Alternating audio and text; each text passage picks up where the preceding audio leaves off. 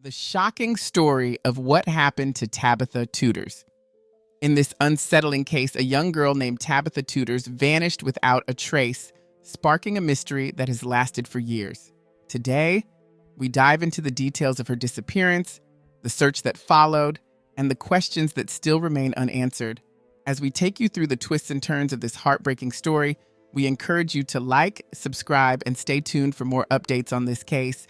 It was a crisp spring morning in 2003, and the quiet hum of the neighborhood was just beginning to come alive. 13-year-old Tabitha Tuders stepped out of her family's home in Tennessee, likely preoccupied with thoughts of her school day ahead. Perhaps she was still brimming with pride over the $20 prize she had recently earned at church for memorizing the Ten Commandments. It was a routine morning, with Tabitha taking her usual path to the bus stop, a route so familiar she could have walked it with her eyes closed. But on this particular day, something went terribly wrong. Tabitha never made it to the bus stop, vanishing without a single clue left behind. As the day wore on and Tabitha failed to return home from school, her mother, Deborah Tuders, felt her unease grow into panic. By evening, Tabitha typically walked a short distance to one of two nearby bus stops to catch her ride to her middle school, located about 3 miles away. That morning, her older sister Jamie, along with Jamie's 2 young children, were temporarily staying in the Tuders' home. By all accounts, everything seemed normal as Tabitha prepared to leave for the bus stop between 7:30 and 8 a.m. However, this ordinary morning took a chilling turn. Tabitha never made it to school that day. Usually, Tabitha would return home around 4 p.m., bursting through the door with stories of her day. But on that Tuesday afternoon, the house remained quiet. By the time Deborah realized her daughter hadn't come home, concern began to gnaw at her. Assuming there was some innocent explanation, she decided to walk the 3 blocks to the bus stop, hoping to see Tabitha waiting or perhaps chatting with friends. When she arrived, the area was eerily empty. Growing increasingly anxious, Deborah drove to Tabitha's school, thinking perhaps she'd missed the bus that morning and had been delayed. When she arrived, the building was locked for the day. With no staff in sight, she returned home, clinging to the hope that her daughter might walk through the door at any moment. By 5 p.m., Bo arrived home and panic set in as the realization hit. Tabitha was missing. Together, the couple raced back to the school, desperate for answers. Pounding on the locked school doors, they eventually caught the attention of a janitor who let them inside. Their search through the hallways led them to a teacher who delivered the devastating news. Tabitha hadn't been at school at all that day. The weight of that revelation was crushing. Tabitha wasn't the kind of child to skip school or disappear without explanation. With fear gripping their hearts, Bo and Deborah rushed back home and placed an urgent call to 911, the start of a desperate search for their beloved daughter. By the time the police were notified of Tabitha's disappearance, over 10 critical hours had already passed since she was last seen. This significant delay put investigators at an immediate disadvantage, as the trail had already begun to grow cold. Around 45 minutes after receiving the Tuders' 911 call, officers arrived at the family's home to gather details and file an official missing person report. Bo and Deborah, distraught and fearful, were adamant from the beginning. Tabitha wasn't the type to run away. She was a responsible, well-behaved girl who avoided trouble and had never displayed rebellious tendencies. The police began piecing together the events of that morning. Jamie, Tabitha's older sister, told investigators that she hadn't spoken to Tabitha before she left for school, as she and her 2 children had still been asleep. However, Jamie went through Tabitha's belongings and helped the police identify what she might have been wearing: a blue t-shirt, jeans, and white sneakers. Officers also noted that Tabitha had left behind her house key, her makeup, and even the $20 she had been so proud of winning at church, further supporting the family's belief that she hadn't planned to leave voluntarily. During their initial visit, the police collected items like Tabitha's hairbrush and toothbrush, preparing to use them for DNA analysis if needed. From there, the search for the missing girl intensified. Within 2 hours, officers began canvassing the neighborhood, checking local shops, and searching vacant buildings for any signs of her. Despite their best efforts, the search faced significant challenges. A storm moved into the area that night, making it impossible to deploy a helicopter to aid in the operation. Undeterred, More than 15 officers combed the area through the night, determined to uncover any leads. That evening, the police used the 10 p.m. news broadcast to plead for information from the public, urging anyone who had seen Tabitha to come forward. However, to the family's dismay, an Amber Alert, a system designed to quickly notify the public of missing children, was not issued. At the time, Tennessee's criteria for Amber Alerts required confirmed evidence of an abduction, which was not yet established in Tabitha's case. This decision drew criticism as precious time continued to slip away. 2 days after her disappearance, investigators returned to the Tudors' home to conduct a more thorough examination of Tabitha's bedroom. Among her belongings, they discovered a handwritten note with the initials TDT alongside MTL. This cryptic message was linked to an 18-year-old family friend who was promptly questioned.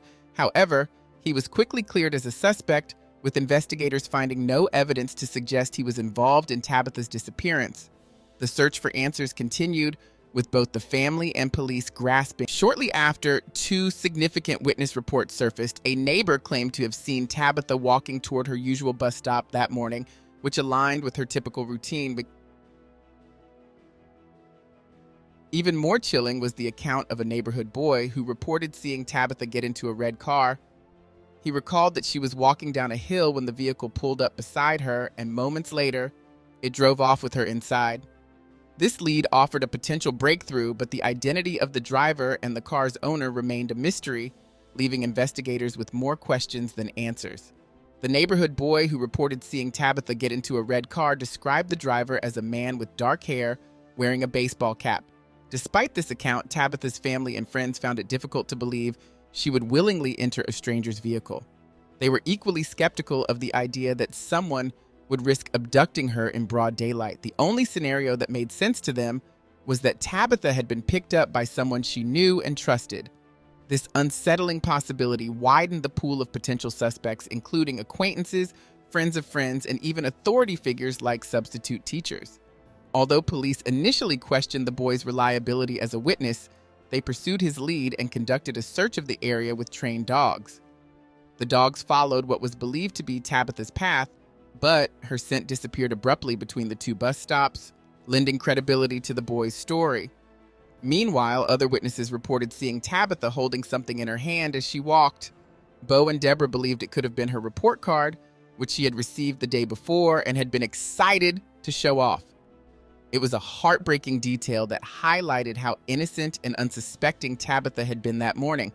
3 days into the investigation, the police administered a polygraph test to Tabitha's sister, Jamie, who had been staying at the house that morning. To everyone's surprise, she failed the test. This immediately raised suspicions, as Jamie had been the only adult home when Tabitha left for school. However, she passed a second test shortly afterward, which muddied the waters. Jamie later admitted she understood why the police had questioned her so thoroughly, but her failure to provide new leads left the investigation at a standstill. Tabitha's brother Kevin, who lived outside Nashville, was also investigated but was quickly ruled out as a suspect. As the days turned into weeks, frustration in the community began to grow. Many believed that the police had mishandled the crucial early hours of the case by hesitating to issue an Amber Alert. Law enforcement defended their decision, stating that Tabitha's disappearance did not meet the criteria for an alert as there was no confirmed evidence of an abduction. But the lack of urgency and their insistence on treating Tabitha as a possible runaway were viewed by many as costly mistakes. Time, the most valuable resource in missing child cases, had slipped away. To make matters worse, statements from certain officers added fuel to the fire. Some suggested to the media that Tabitha might have been a troubled teen who had run away voluntarily, a characterization that devastated her family. Those who knew Tabitha described her as a happy, responsible girl with no reason to leave home. The Tudors felt these assumptions shifted attention away from finding their daughter and misrepresented the person she truly was. The public's growing criticism of law enforcement reflected a shared belief that Tabitha's case had not been taken seriously enough from the start. Amid the frustration, Tabitha's loved ones took it upon themselves to keep searching for her. Bo, Deborah, and their family were soon joined by a dedicated group of volunteers who called themselves Team Tabitha. They organized search parties, distributed flyers, and worked tirelessly to bring attention to her case. While the authorities worked within their own limitations, Team Tabitha became a beacon of hope, ensuring that the community would not forget about the 13-year-old girl who had vanished without a trace. Friends, family, and neighbors rallied together in the search for Tabitha, scouring alleyways, abandoned buildings, and nearby parks for any sign of the missing girl. Volunteers went door to door asking neighbors if they had seen anything unusual, clinging to the hope that someone in the community held the missing. The Tudor family's home became a hub of activity as neighbors banded together to support them. Each evening, friends and well-wishers stopped by to bring hot meals, words of encouragement, and emotional support. What began as a temporary show of solidarity stretched on for months, highlighting the community's determination to help find Tabitha. Finally, in mid-July, more than 2 months after her disappearance, the police ramped up their efforts with a more extensive search. Setting up a command center at a local stadium, officers launched a systematic search of the surrounding neighborhoods. Trained dogs were deployed to cover every block in a methodical sweep. Later that month, investigators expanded their efforts to Shelby Park, a sprawling natural area. The search there was equally thorough, but despite their persistence, no new evidence surfaced. As the weeks passed, frustration mounted. Rather than acknowledge missteps in the early stages of the investigation, the then chief of the Metropolitan Police deflected blame and even criticized the Tudor family for the lack of progress. This controversial response only deepened public dissatisfaction with law enforcement's handling of the case. The chief's term ended prematurely, and a new leader was appointed to oversee the department. Meanwhile, troubling news emerged from Alabama. An 11-year-old girl had gone missing under eerily similar circumstances while walking to school. Investigators considered a possible connection between the two cases, fueling fears that a serial predator might be involved. However, the discovery of the Alabama girl's remains in her home state ultimately ruled out any link to Tabitha's case. As the investigation returned to its local focus, the Tudor family was left to grapple with the painful absence of answers. 6 months after Tabitha vanished, her older sister Jamie shared a deeply personal message online. She expressed her love for Tabitha despite their sibling arguments and wrote about her dreams of reuniting with her sister one day. Though Jamie's heartfelt post touched many, it also drew renewed scrutiny from investigators. By her own admission, Jamie had failed 3 out of 4 polygraph tests administered by law enforcement. As the second anniversary of Tabitha's disappearance approached, the police began to focus more intently on Jamie, viewing her inconsistent test results as a potential red flag. This scrutiny added further strain to a family already burdened by unimaginable grief and unanswered questions. Jamie attributed her failed polygraph results to the overwhelming stress of police questioning. She later revealed that an officer had warned her of the potential consequences of failing, including the possibility of being accused publicly on the news, a threat she found deeply unsettling. Struggling under the weight of her sister's disappearance and the added pressure of suspicion, Jamie expressed disbelief that investigators didn't recognize the pain she was already enduring. When reporters sought to question the lead detective about the department's focus on Jamie, the detective declined to comment.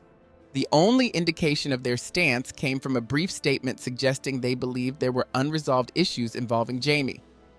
Despite this, Bo and Deborah stood firmly by their daughter, denouncing the investigation's direction as yet another failure in how the case had been handled. They accused the police of cutting off communication with the family, leaving them isolated while Jamie endured additional scrutiny. Part of the police's suspicion stemmed from Jamie's relationship with Tabitha. Although Jamie was nearly 8 years older, the two sisters occasionally clashed, as is common in sibling relationships. Friends of Tabitha mentioned that she didn't always enjoy babysitting her nephews, which sometimes led to disagreements between the sisters. However, Deborah defended their bond, emphasizing that their arguments were nothing more than typical sibling conflicts and that Jamie loved her sister deeply. The suggestion that Jamie might harm or cover for someone at Tabitha's expense was incomprehensible to the family. At the time, polygraph tests were considered a useful, though imperfect, tool in investigations. Experts claimed the tests could be up to 90% accurate, but they were not admissible in court due to their inherent flaws. Some investigators viewed them as a means of guiding their inquiries, while others believed they were less reliable unless the suspect refused to take one. Jamie, however, had willingly submitted to multiple polygraphs and never once requested legal representation. Beyond the failed test results, there was no tangible evidence to implicate her in Tabitha's disappearance. Jamie expressed frustration with the lack of a clear theory from law enforcement. She told reporters that officers had floated various speculative ideas, including the possibility that she might be protecting someone or had spoken to Tabitha after her disappearance. Investigators even suggested that Tabitha might have called someone to pick her up at the bus stop or had secretly been involved with a boyfriend, though no evidence supported these claims. For Jamie, the speculation and accusations were exhausting and emotionally draining. She was already grappling with the heartbreak of her sister's absence and now found herself defending her innocence in the court of public opinion. Through it all, she maintained her willingness to cooperate with the investigation, though the lack of progress only deepened her family's despair. To Jamie, the accusations against her family seemed wildly unfounded, and she watched helplessly as law enforcement's unwavering focus on their household created an ever-widening rift between her family and the authorities. The mounting tension made it increasingly difficult for any productive collaboration in finding Tabitha. As the investigation dragged on, troubling revelations about the neighborhood began emerging, casting light on several concerning individuals who could have posed a genuine threat to Tabitha. Most notably, Timothy Oldham resided just a few doors down from the Tudor home. His arrest came after his own son discovered him in the act of assaulting a minor, with allegations that his wife had participated by coercing the young victim. While police questioned the Oldhams about Tabitha's disappearance, many community members felt the investigation into their possible involvement was superficial at best. Even more alarming was the presence of Millard Earl Smith, a 53-year-old convicted offender whose history raised serious red flags. Just 2 months after Tabitha vanished, Smith was imprisoned for attacking a young girl who lived mere blocks from Tabitha's bus stop. Reports had surfaced of Smith attempting to entice children into his vehicle in the vicinity of Tabitha's home.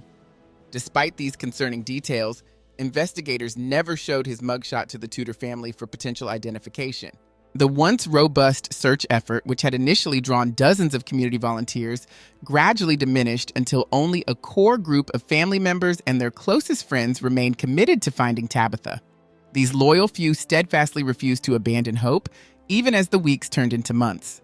Bo and Deborah's patience wore increasingly thin as time passed. Despite their full cooperation with law enforcement, including submitting to polygraph examinations despite their misgivings about the investigation's direction, they felt increasingly marginalized.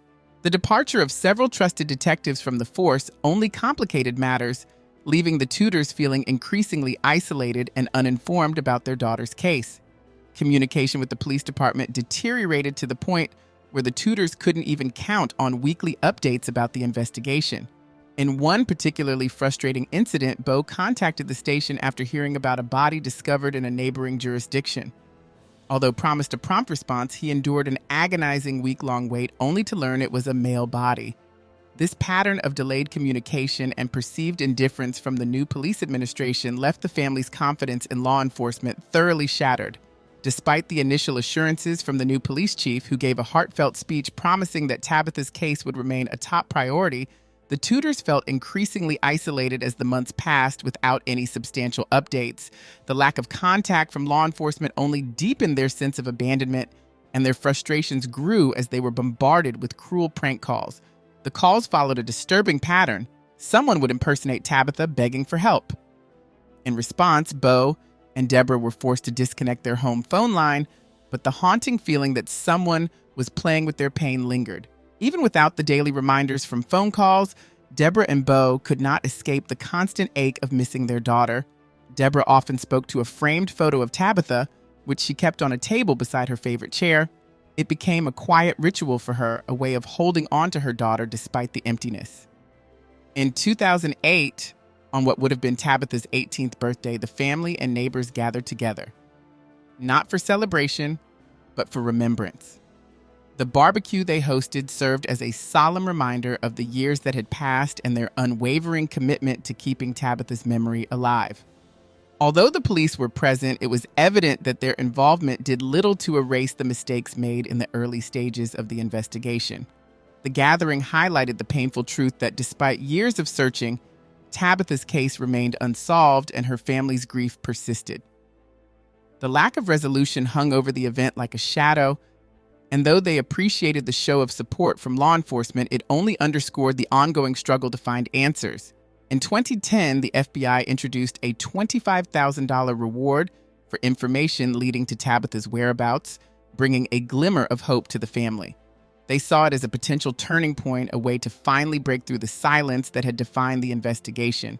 However, despite renewed efforts and the promise of a significant reward, no new leads surfaced, and the case slipped back into the shadows. What had briefly felt like a fresh start quickly became another quiet period of waiting. A decade later, in 2020, a joint effort between the FBI and local authorities led to another search in Tennessee, fueled by both new and old information.